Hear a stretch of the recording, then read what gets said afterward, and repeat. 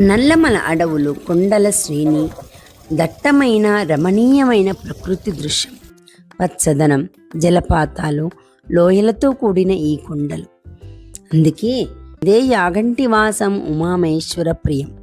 అగస్త్య పూజితం, బసవన్న ప్రతిష్ఠితం, జ్ఞానప్రదాయకం, భక్త హృదయ నివాసం, యాగంటి క్షేత్రం, సర్వపాప వినాశనం.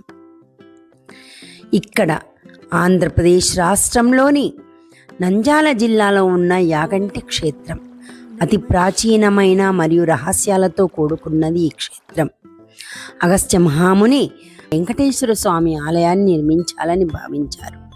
విగ్రహాన్ని ప్రతిష్ఠించే సమయంలో ఏదో ఆటంకం జరగడం వల్ల అగస్త్యుడు శివుని కోసం తపస్సు చేయగా పరమశివుడు ప్రత్యక్షమయ్యాడు. ఇక్కడి ప్రాంతమంతా కైలాసాన్ని పోలి ఉన్నది కనుక శివాలయాన్ని నిర్మించమని సలహా ఇచ్చాడు. అగస్త్యుని కోరిక మేరకు శివుడు పార్వతీదేవి సమేతుడై ఒకే శిలపై ఉమామహేశ్వరునిగా వెలిశారు. ఇక్కడ మరో అత్యంత అద్భుతమైన ఆశ్చర్యకరమైన విషయం యాగంటి బసవన్న.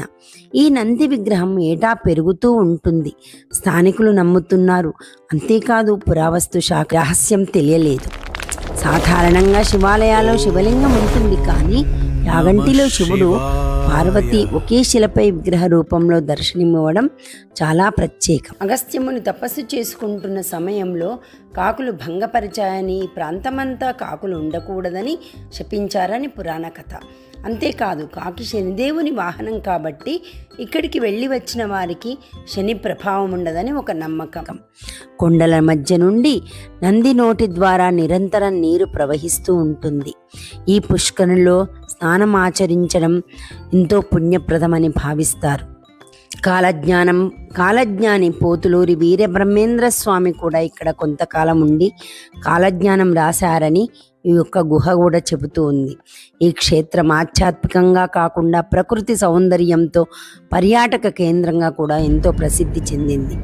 అంతేకాదు వెళుతున్న దారిలో కూడా ఆ ప్రకృతి రమణీయత మనను పలకరిస్తున్నట్లుగా అనిపిస్తోంది. ధన్యవాదాలు.